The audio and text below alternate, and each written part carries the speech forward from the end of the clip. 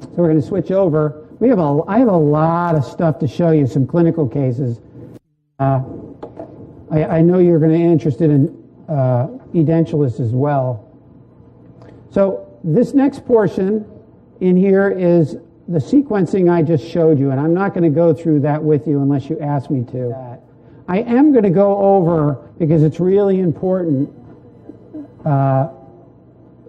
the system check, because there's a really good video on it. I did show you how to do a system check and adjusting the X clip, but I just want to go over it again because this is how you get accurate enough to do things like endo.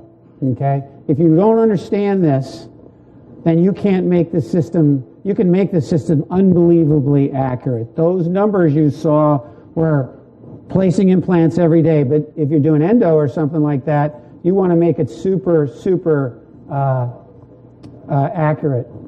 So if you look here, the green is perfect. You're looking relative to the actual position. If it's rotated a little bit to the red, you're going to change it, and it's going to be changed more across the arch. So the farther away you are, the more it's going to change. Now this is only one dimension. From the side, if it's not seated all the way, the same thing can happen. So this is a video. Do we have our sound?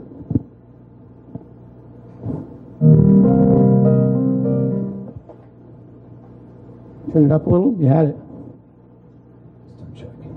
When you're doing a system check, it's most critical to do the check at the osteotomy site or near it. In this case, I have an X-clip that is rocked off of position. And by rocked off position, I mean it's tilted from its original position that it was at time of CT. So when I do my system check in my osteotomy area, I can look in my system check window and see the tip of the drill is deep. However, if I touch an adjacent tooth to the X-clip, I can see that my system check is on. So as the system check rocks off in position from CT, the further away you go from the X-clip, the more the error is translated. And you can demonstrate that easily by starting right next to the X-clip, moving away from the X-clip. We can see, although acceptable, starting getting deeper.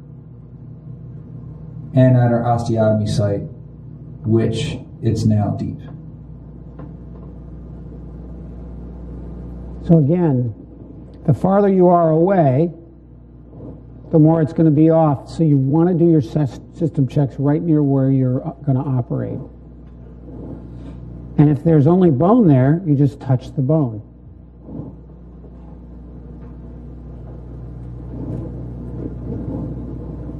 Fixing this is easy. We're just going to move the X-clip to the same position as CT just by rocking it. And now I can complete my system check. So my height looks good.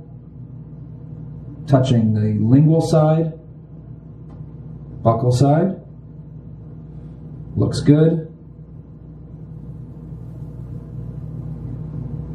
And I can slide that around and I can touch the adjacent tooth to the osteotomy site, lingual, buccal, and I can even go closer to the X-clip and see that I'm still on.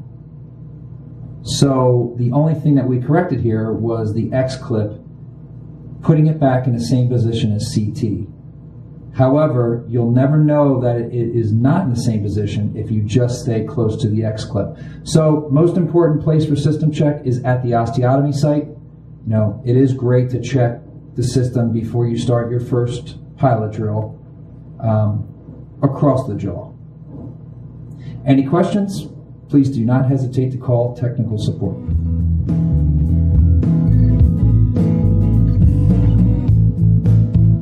So the reason that I bring this up again is every system, whether it's static or dynamic, depends on the seating of the object that's guiding you. Now, the beauty of dynamic navigation is you never have to trust it. The system works, but you can look for your error with a system check. Now, if you're using a static guide, you can't look because you're cutting blind. You are never cutting blind with dynamic navigation. You can always see. And this is important.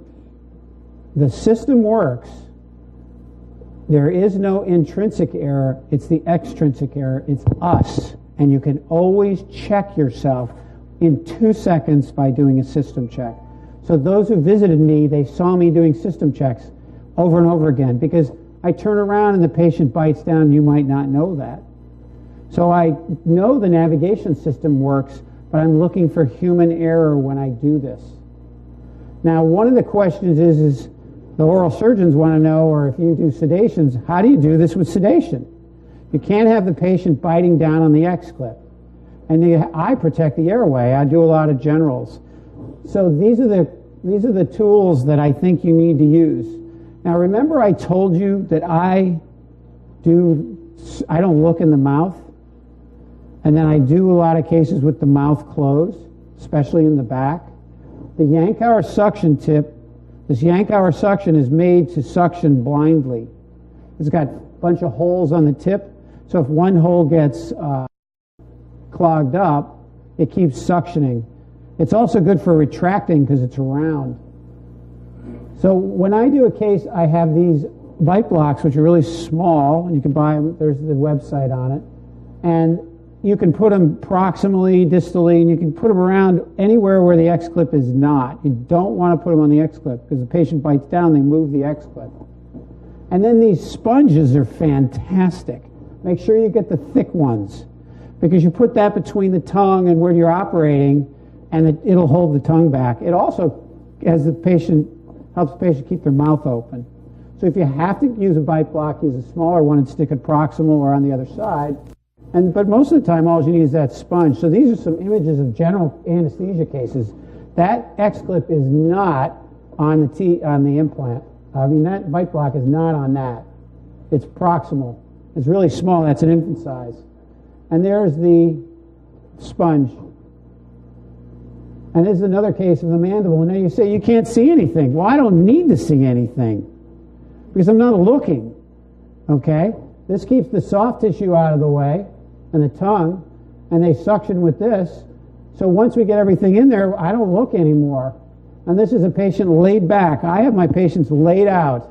So I don't want water and stuff going down their throat when they're under a general because they're not intubated. Does anybody have any questions about this? Because this is important if you do sedations. And it's really easy. First case. This was a case that was referred to me. I didn't do the first part of this. We're going to do an extraction, simple, straightforward, number 4, and put in an immediate. This doc did it freehand. Now, I don't care who you are. If you're a surgeon, this kind of stuff has happened. What happened? It bounced off the old tooth and pushed the implant distally when he was operating. And which way did it go? It went distal, didn't it? And what does parallax tell us we're going to do? Go distal. So this is a problem. And again, it happens to everybody. So this is the way the patient presented to me. They left the implant in too long. The patient was not compliant, didn't go back to see the surgeon, got an infection when it started to hurt, and the surgeon took out the implant, and he's lost the attachment of 3 and number 4. So now, a simple case, immediate, is a disaster for this patient. He's going to lose 3 teeth instead of 1 because it was done freehand. And I have case after case like this, and every good surgeon has a bad day. But with guidance, you're not going to do this. So this is the way the patient presented. He's lost his attachment. He's got a furcation involvement. So I take the teeth out and do a bone graft, guided bone regeneration. Now this is important. This is how we did all the studies. What we did was the engineers that did all the measurements were blinded. They didn't know who the surgeons were. And there's 2 images on here. There's a dark blue is the post-op, and the light blue is the plan. And then they put we have the plan, and then they outline where the implant actually went, and then an algorithm figures out the deviation in every measure, the entrance point, the apex, the angular deviation, and the depth deviation in every direction. Okay? So what we found is that implants go distal when they're freehand, and they go buccally, because that's what we see. So every case that we did for almost the first 700 implants, I had pre- and post-op CBCTs done, and then they were superimposed, and we got the angular deviation, the platform deviation, and the apical deviation. And so you can see how good you do, okay? So this is the mean for those 3 implants, okay? And for a lot of cases, I'll show you. My mean, now that was done in 8 weeks. That's early. That bone is not finished maturing, so it's soft. So these numbers are fantastic. Why? Because I guided, okay? There's the post-op, and then this is a 1-year follow-up. You see nice soft tissue. So this is the last freehand that I'll show you. And again, I'm pointing it out is because you want to be accurate and precise every implant, every time, but you need to be efficient. And you saw how fast I planned those 2 implants and how quickly we can set up the case, and you don't need to do it. So let's look at a high aesthetic case. I get a lot of these, okay? Congenitally missing 7. She's 19. She's missing that tooth. She's going to go through ortho to properly find the space. And then we've idealized the aesthetics. This is actually the one that I showed you with the imaging guide. And then she wants an immediate, and I'm also going to do a subepithelial connective tissue graft at the same time. And there's the site. When I say an analog workflow, do I have to have an imaging guide for this case? I don't, okay? Because I can use a virtual tooth here because I have a mesial, a distal tooth, and I have an intraoral scan. If you don't have an intraoral scan or an STL file with occlusion, you have to have an imaging guide because you can't plan in micron level without it. So there's the imaging guide. We cut it to get it out of the way. I like to put my X clips as far away from me as I can. Okay, because I don't want to reach around them unless I have to. And there's my plan with a virtual tooth and the imaging guide. Now, if you look, I can see my soft tissue, and I can see the soft tissue in the buccal, and that's because there's a cotton roll in there. What do you see on CTs? You see contrast. If you have the lip against that soft tissue, you see no contrast because it's soft tissue to soft tissue. And so you can't see your soft tissue margins. So that's what I say, these little steps, these little details give you the ability to see your soft tissue. If you have an imaging guide, you have the contrast between the barium and the soft tissue that gives you that. So how'd I do? You see, I'm not looking at my patient. My staff looks to make sure that I'm not hitting soft tissue. Once we get everything set, the staff doesn't even need to look with the Yankauer suction. I'm 3 degrees and less than a millimeter. And you look, God, that looks big, doesn't it? But that's because it's blown up and you're looking at a micron level, something you've never done while you operate. And there I put the implant in, I harvest tissue from the tuberosity, make a little micro flap on here, cinch that in and out and pull that up in there. And then I put on a temporary cylinder and send the patient over to Dr. Progobin, who puts on a provisional that he's relined in the mouth. So that's an analog technology. Now look at that implant. If you're in restorative dentistry, this is what you want. You've got this gorgeous UCLA with a all ceramic restoration. It's beautiful. And look at the soft tissue at 1 year. This is what we all in aesthetic dentistry want to do. No shortcuts, guided surgery, efficient, time efficient, and it doesn't cost more to do it. So here's an advanced aesthetic case, another one, congenitally missing number 7, thin biotype, desires an immediate provisional. Again, this is Dr. Progobin. So this patient went through Invisalign, right? The patient comes in with this is their temporary. It's an aligner, All right? I'm going to guide the implant. I'm going to extract 1 in 16. I'm going to take tissue from number 16, and I'm going to do an immediate analog provisional, just like what you saw. Now this is a pearl. Write this down. When you have a loose X-clip, because of short clinical crowns, which happens on kids, right? Just put a little composite on there. I love it when they come in with Invisalign and they have the aligner, the tab still on there. They hold the X-clips great, okay? So you don't take them off until you're all done. Just if you can, get them, let them leave them there. So I just put this composite button on. Putting that composite button on there makes me more nervous than doing an osteotomy, because we don't do that. So there it is in place. You can see the little bit of composite. It's hard to see on that. And there, what have I done? I'm planning the case. I use number 10, the contralateral tooth. I look at the ideal size and I make it there. And then I duplicate it in the site where I'm going to place my implant. So I use the contralateral tooth, and then I duplicate it. Then I do my virtual tooth, okay, because I don't have an imaging guide here. And you can see all the detail. I can see the soft tissue, I can see the occlusion, I can see everything I want. So I place the implant, I get the soft tissue from here, same sort of thing. Put the titanium abutment on, send it on over to Dr. Progerman. It's a little inflamed still. This is the final restoration. It looks beautiful. In another 2 months, this will be the same color because I didn't cut that papilla. It's a little hyperplastic still, but that'll go down. So in this case, what am I going to use for my imaging guide? I'm using the temp. So this is tooth number 6 is missing, and I'm going to, and this is a cantilevered provisional off of number 5. I don't need to make an imaging guide. I don't need to spend any money, do any lab work. I just do an intraoral scan.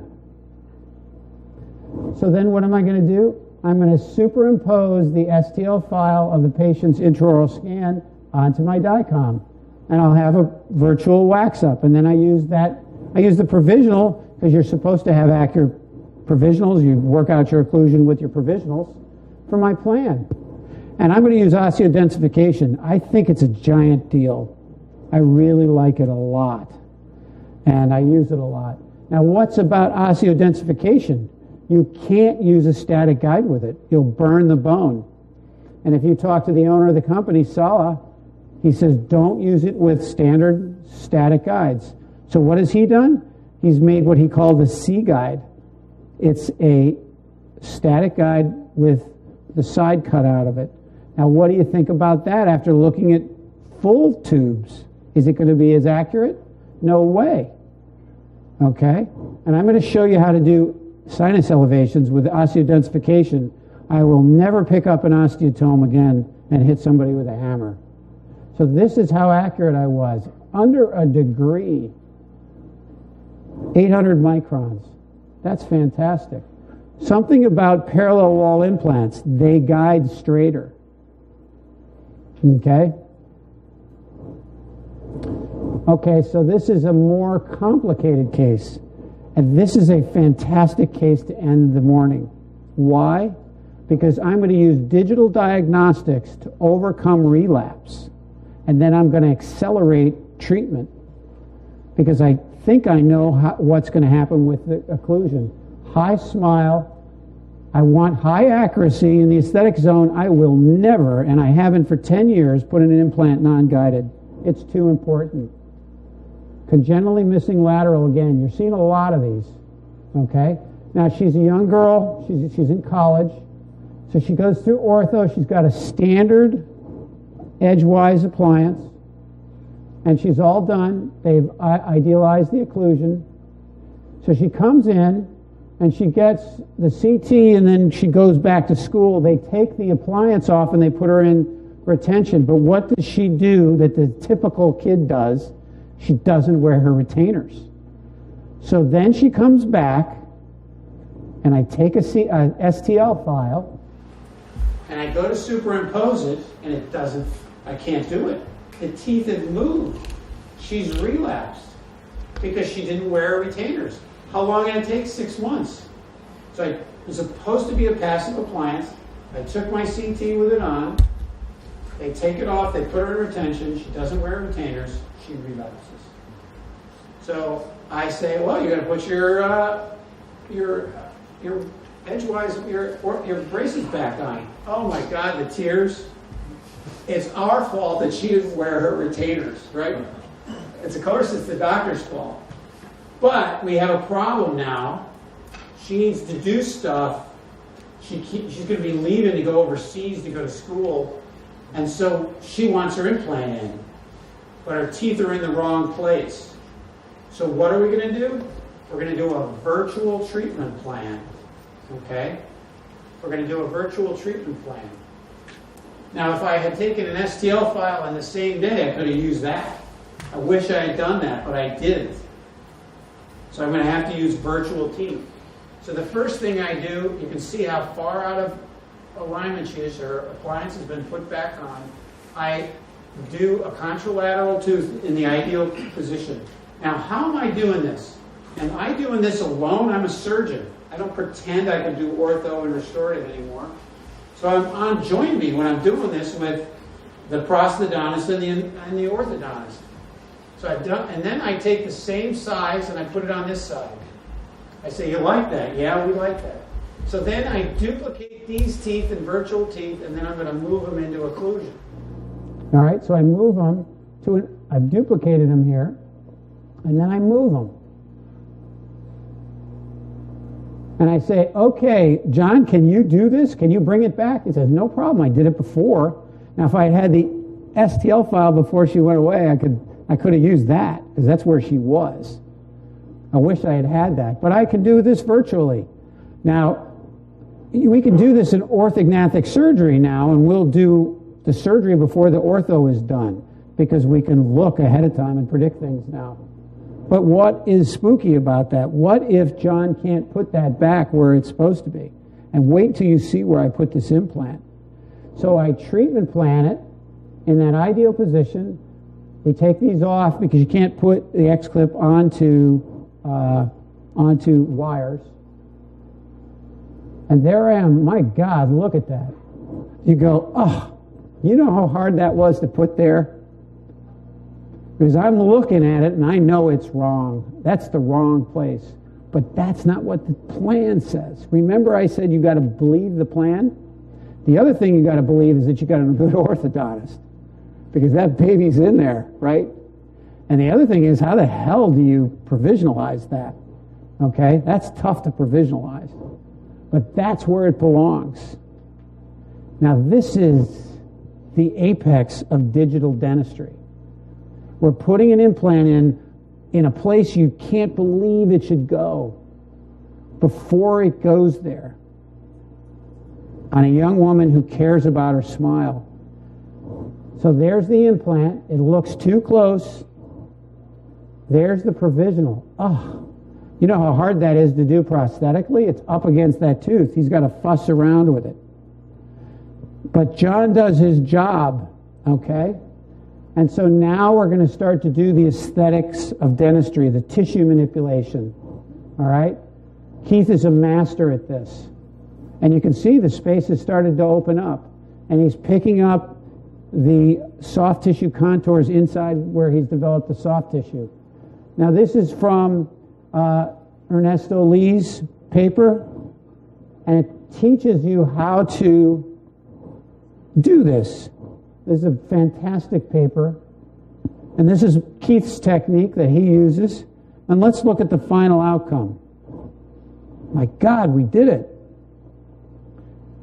Beautiful soft tissue. Gorgeous ceramics. Right through, screw retained. It worked. Now, you don't want to do this kind of stuff unless you're in a team or you're really good. What you should do is wait until the ortho is done, and then you can do it. But I'm showing you a case of what you can do if you have to do it. I don't like to do orthognathic surgery before the ortho's done. I don't like to do this. It makes me super nervous Because if the orthodontist can't do what he says he's going to do, that patient's got to live with it the rest of your life. But look at the power of digital dentistry. It's phenomenal. So we're going to end the morning on this case, and I got lots to show you this afternoon. Thank you.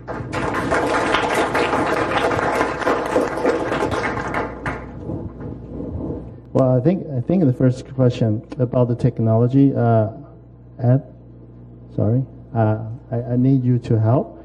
I think audience, they have questions about the Blu-ray, how the Blu-ray technology works, and what's the difference between the camera we use and the camera you use here, the white, blue.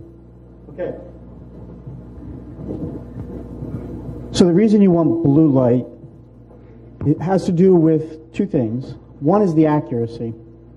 So if you look at navigation systems over time, a lot of navigation systems work in what's called the infrared spectrum, which is the largest part of the wavelength of light. The smaller you make the wavelength of light, the more accurate you can refine to get to the point that you're trying to capture. So all those green dots that we were trying to capture, the reason we can do them accurately is because the blue light is in the smallest part of the wavelength of light. So it's only 405 nanometers. So the smallest part of the wavelength is what we're looking for. Most navigation systems work in the largest part, which is opposite of what you would think. The other part of the blue light is that we can filter so that our cameras only see the blue light, which means if you have a room light in there, it doesn't affect our cameras.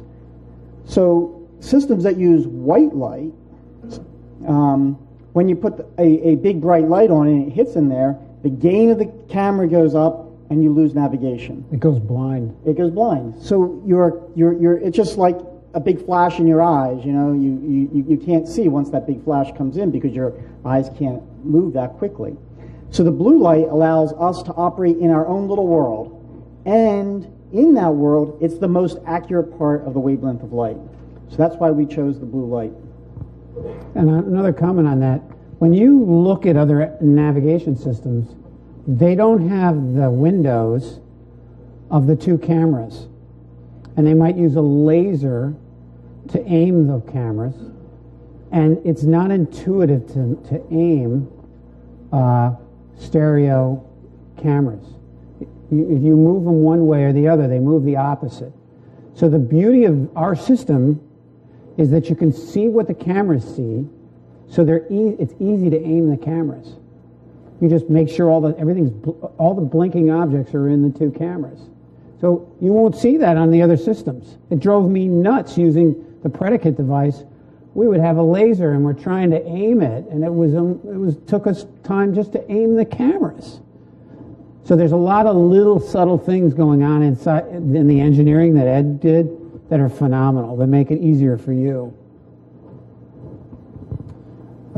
我顺便讲一下我们了解的东西，就是它其实这个整个设计上是非常聪明，它就是利用很多的 QR code， 所以像他刚刚 demo 的状况，就是说它上面你会看到很多的 QR code， 他说它一次扫可以扫300多个点，所以就算你遮掉了一半，还有另外一半是被扫得到的，所以你的机器永远知道你的手跟定位板在哪里，这是第一个。那另外一个是我们那个时候去的时候也在问他这个问题，就是大家如果 sorry I have to explain something， 我觉得大家可以来看一下，我觉得这也是他们后来改进的地方，就是这个 handpiece， 我们那个时候就问他说，那你怎么知道这个角度上的问题？说对，因为一开始的时候他们设计的时候是只有这个平的，就跟这个一样，所以他们发现有一个问题是，当他转的时候他会扫不到，所以他们很聪明的后面又加了后面这个屁股，所以他们第二代就是最新现在这个就是加一个屁股，所以变成是你怎么转它都扫得到。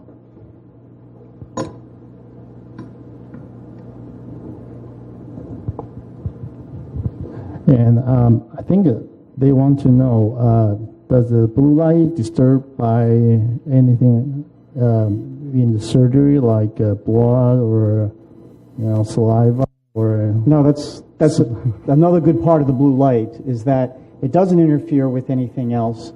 You're not going to see it.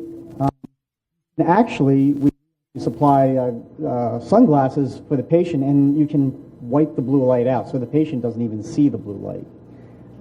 It's very easy to block. As a doctor, you're not even going to notice it there. It's not going to reflect. It's not going to see. It's in that proper zone that allows you to perfectly align the wavelength of the light to get the best accuracy of the image that you're trying to capture.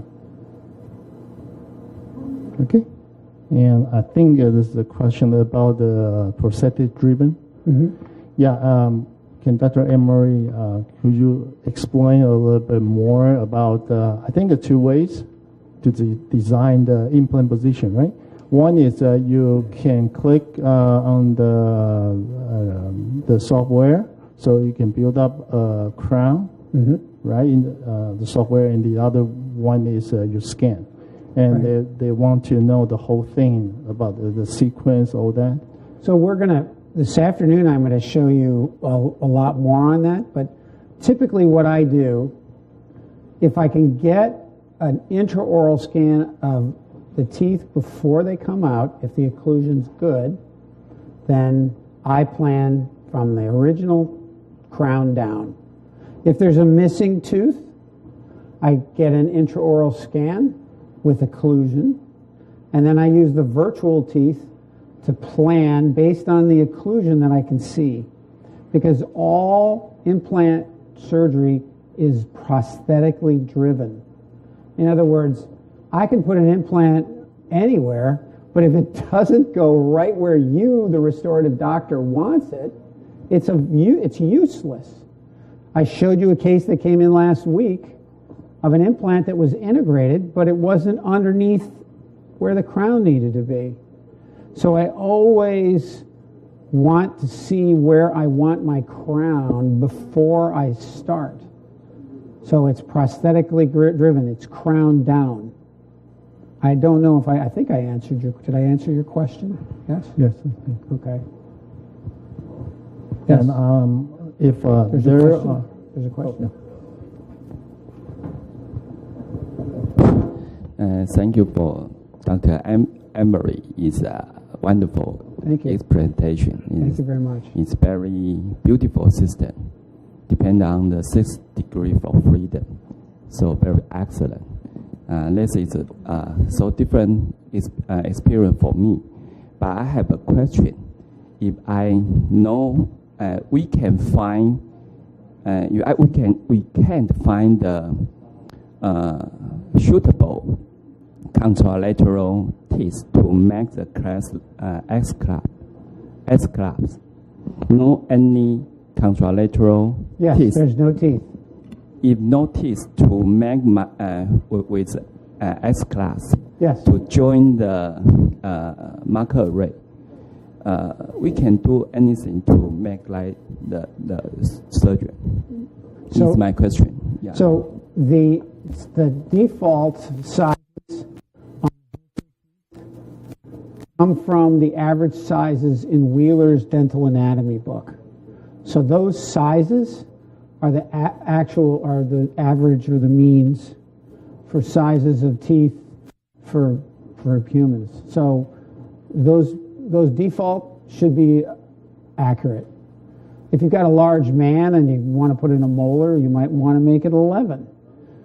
Or if you want to premolarize your occlusion, you might want to use the sizes of some premolars and make it a little smaller, make a 9 or an 8. But you have total freedom to do anything you want. As long as you can see the opposing occlusion, you can treatment plan. Now, if you don't have occlusion, you might want to, if you're used to using wax-ups, you could take impressions and do a wax-up, send it to the lab. If you want to do it digitally, You can take an intraoral scan and send it to the lab and ask them to do a digital work wax up and send you the STL files, and then you can suck it in and plan it with the STL files from the software. So it depends on what you want to do. You can do anything you want with the system because it's generic. Did that answer the question? It was a good question. Very good question. To make the usable marker array for the camera, the fixation is very important. But make the wax up to make another, not the good fixation for the reliable abutment. So maybe the big problem. Terminal dentition cases where the occlusion's terrible, and I'll show you how at least we do it. I mean, there's a lot of different ways to get to the end, but I'll show you how you can. I've done it where the occlusion's horrible and nothing in the patient's mouth is what you want. You want to redo everything, both the maxilla and the mandible. I'm going to show you some cases like that this afternoon. So that'll get answered. Okay. Hello, Dr. Emery. Actually, I have 3 questions. And the first is, because during the implant surgery, when we have to use the CT image, we face the problem with image artifact when the patient has multiple restorations Sure. or implants. And when we use this navigation system, does that help? I mean, is there any way to get rid of or reduce the inference from the image problem? Yeah. This is the first question. Well, let me answer that because I'll forget what you asked me the next one. So keep your next one in mind. So I'm going to show you a case today of a 90-year-old guy that has implants in almost every tooth except for the teeth, except for the from 6 through 11, and the artifact is unbelievably terrible. First off, if you take an STL file, an intraoral scan, there's no artifact at all, and your accuracy is 25 microns. So the only issue you get is superimposing. You got to work at superimposing it. Now, when you're picking those 3 points are not what superimpose those two. There's an algorithm behind it. And you're just starting it. You're giving it a starting point. And it's looking at a curve, and it's matching curves. And it's way better at this than we are. If that was superimposing with just 3 points, it would never be that accurate. So behind that start that you give the software, there's an algorithm lining things up in the computer. So then you don't even need, like if I'm doing a case and I'm looking at the 2D images, I use the 2Ds for the bone, I'll just take a big circle and wipe out the whole CT. I don't even need it in the 3D because I'm looking at the way it emerges through the STL file, which could be of the patient or a wax up, if that's what you want. And then I look at the 2D images of the CT to see where I want the implant relative to the bone. Okay? So you don't need to worry about artifact if you get an STL of the occlusion that you want, because that's really what you care about. And I'm going to show you these cases. You have a great question, and I got a perfect case to show you. Okay? Yeah. The second question is related to because the case so far we see is with dentate patients for the patient that mostly edentulous, and the S-clip you mentioned probably doesn't work as well. So you can't use the X-clip in a lot of those cases. So I'm going to show you how to do that this afternoon. Edentulous workflow. Okay. And the third question is because you mentioned you compare the navigation compared to the template guided surgery. So, and it seems that the navigation systems shows more advantage compared to the template guided surgery in ridge splitting case. So, but before we start the surgery, the patient still take the CT scan, but how does that actually help in those cases? Because because it's changed. Yeah. Okay. Yeah, we can answer that question. Teeth. Yep. And then they move. Uh-huh. But you have parts that don't move. Okay? There's other things that don't move. And so when you split a ridge with this, what you're doing is looking for a starting point, right? Now, everything is prosthetically driven, right? So really what you care about are two things: that you split it in the right place, right? And then that the implants go where you want them to go. It has nothing to do with those two pieces of bone go. It matters where those implants go relative to the basilar bone and the adjacent teeth. So that doesn't change. So what you do is you put in virtual implants, like a 2mm twist drill or just a small one, where you want your osteotomies to be. Boom, boom, boom. Say it's a short span, just 3. If it's a longer span, 4, 5. And then you take a piezo and you just connect the dots, right? Wedge it out the way you like, whatever instruments you use. Now, even though that bone is moved, the teeth around it haven't, the opposing teeth haven't, and the basilar bone hasn't, and neither is that nerve. So you can go ahead and just drill right where they're supposed to go, because they're going to go in the right place. Because all that's done relative to fixed objects. Does that make sense? Okay, good. Good question. 请问大家还有什么问题吗？因为我接到其他的问题，我觉得下午的 lecture 应该可以回答大部分的问题。对，其实我觉得整个他们的重点在于是不是我们传统说我要看那个 surgical 的 bone， 而是我的位置在哪里，它该你到那个位置。所以不管你开什么车，你只要有那个 GPS， 你就到得了那个地方。所以你就是把你的 implant 放到那个地方，顺着那台机器到那个地方去。因为我自己做在5-6K， 我在越来越知道这个东西的想法。就是像他刚刚讲的，不会动的是不会动的。那就算你的 surgical 的 site 是会动的，但是因为你的 position 一开始 plan position 是不会动的，所以你就是很相信那个地方，把它放进去就好了。那剩下的泵的话，就是你怎么样去弄它都无所谓，因为你的相对关系是不变的。OK， 好吧。